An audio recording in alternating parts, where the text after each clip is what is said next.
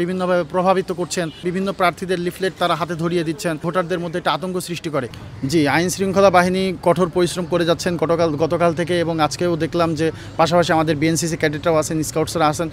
অবশ্যই তাদের এই নিরলস পরিশ্রমকে আমরা সাধুবাদ জানাই, এবং এইভাবে যদি চলতে থাকে আশা করি পরিবেশ সুষ্ঠু থাকবে। নির্বাচন নিয়ে যে ভোট গ্রহণ চলছে, আপনার প্রত্যাশার জায়গা কোথায়? জি, আমি শতভাগ প্রত্যাশা করি যে আমি যেহেতু বিগত সময়গুলোতে শিক্ষার্থীদের জন্য কাজ করেছি, শুধু এই নির্বাচন হবে এই আশায় আমরা কখনো কাজ করি নাই, আমরা আগে থেকেও কাজ করেছি। সো সেই জায়গা থেকে আমি মনে করি যে শিক্ষার্থীরা সেগুলো মূল্যায়ন করবেন এবং তাদের যোগ্য প্রার্থী তারা বেছে নেবেন ইনশাল্লাহ। আমরা দেখলাম যে নির্বাচনের প্রচারণা সম্পূর্ণ বন্ধ করে দেওয়া হচ্ছে, অথচ লাইনগুলোতে দেখছি যে বিভিন্ন প্রার্থীদের লিফলেট তারা হাতে ধরিয়ে দিচ্ছেন, ওখানে তাদের প্রার্থীরা বিভিন্নভাবে প্রভাবিত করছেন। তারপরে হচ্ছে এই জিনিসগুলো তো আমার মনে হয় ভোটারদের মধ্যে একটা আতঙ্ক সৃষ্টি করে।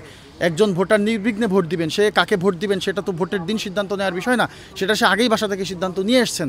সো এখন নতুন করে যারা লাইনে আছেন তাদেরকে এনে বিভিন্নভাবে প্রভাবিত করার চেষ্টা করা, তাদের হাতে কার্ড ধরিয়ে দেওয়া, আমি মনে করি এটা ভোটারদের যে স্বাচ্ছন্দ্যতা সেটা নষ্ট করছে, ভোটারদের যে নিরাপত্তা সেটা তারা বিঘ্নিত করছে। আমার মনে হয় যে না, কাউকে আকুতি মিনতি করে ভোট পাওয়া যায় না। ভোট যোগ্যতার বিষয়, আমার মনে হয় প্রত্যেকটা ভোটারই কাকে ভোট দিবেন এই বিষয়গুলো তিনি আগেই স্টাডি করেছেন এবং আগে দেখেছেন, প্রার্থীর যোগ্যতা যাচাই করে তারপরে তিনি সিলেক্ট করেই এসেছেন। দেখেন, বানচাল আমি বলবো যে বানচাল পুরোপুরি না, কিন্তু এই যে ভোটের সুষ্ঠু পরিবেশটা বিঘ্নিত করা, ভোটারদের মধ্যে একটা উদ্বেগের সৃষ্টি করা, অনেক ভোটার হয়তো ভয় পাচ্ছেন, কারণ যখন ভোট কেন্দ্রে যাচ্ছেন দুই পাশে আমি দেখলাম যে বড় দুই দলের দুইটি গ্রুপ এখানে দাঁড়িয়ে আছেন সিরিয়ালে। সো তাদের মাঝখান দিয়ে যেতে হচ্ছে এবং তারা বিভিন্নভাবে কার্ড দিয়ে প্রভাবিত করার চেষ্টা করছেন। আমি মনে করি এই জায়গাগুলো থেকে বিভিন্ন প্রার্থী যারা আছে প্রভাব বিস্তার করার চেষ্টা করছেন তাদেরকে সরিয়ে দেওয়া উচিত। এখানে ভোটাররা যাবেন, ভোটাররাই থাকবেন, ভোটাররাই আমার মনে হয় ভোট কেন্দ্রে ঢুকবেন। আশেপাশে ওখানে যারা প্রভাব বিস্তার করার চেষ্টা করছেন, কার্ড দেওয়ার চেষ্টা করছেন, আমি মনে করি তাদের বিরুদ্ধে দ্রুত পদক্ষেপ গ্রহণ করা উচিত। আমি রাকিবুল ইসলাম, ডাকসু ফর চেঞ্জ প্যানেল থেকে এজিএস পদপ্রার্থী, আমার ব্যালট নং 23। আমি শিক্ষার্থীদের বলবো, কষ্ট করে হলো আজকে ভোটটি দিন। আজকে রোদ গরমের এই তীব্রতার বিরুদ্ধে আমরা কথা বলেছি, তারপরেও বিশ্ববিদ্যালয় প্রশাসন কোনো ব্যবস্থা গ্রহণ করেনি।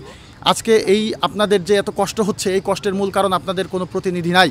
আজকে যদি আপনাদের প্রতিনিধি থাকতো তাহলে অবশ্যই তারা আপনাদের কথা চিন্তা করতো, আপনাদের জন্য এই গরমের মধ্যে পানির ব্যবস্থা করতো, গরমের মধ্যে শামিয়ানার ব্যবস্থা করতো, স্ট্যান্ডিং ফ্যানের ব্যবস্থা করতো। আজকে কষ্ট করে হলেও আপনারা ভোট দিন, আপনারা ভোট দিয়ে আপনাদের প্রতিনিধি নির্বাচন করুন, যেন আগামীতে ডাকসু কন্টিনিউয়াসলি এটা করা হয় এবং আগামীতে যে প্রার্থীরা থাকবেন তারা এই বিষয়গুলো আমলে নেবেন এবং আপনাদের স্বাচ্ছন্দ্যে ভোটদানের বিষয়গুলি তারা নিশ্চিত করবেন। ধন্যবাদ।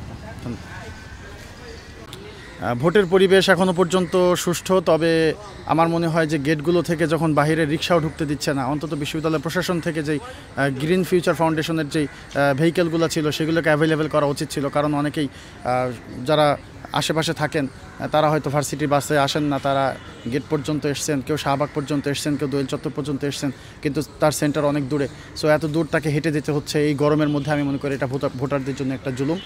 পাশাপাশি আমি আরও বারবার জানিয়েছিলাম যে এই রোদ গরমের মধ্যে অন্তত শামিয়ানার ব্যবস্থা যেন করে, স্ট্যান্ডিং ফ্যানের ব্যবস্থা যেন করে, সেটা করা হয়নি। আমরা দেখছি বেলা বাড়ার সাথে সাথেই রোদের তীব্রতা এবং প্রখরতা অনেক বৃদ্ধি পাচ্ছে।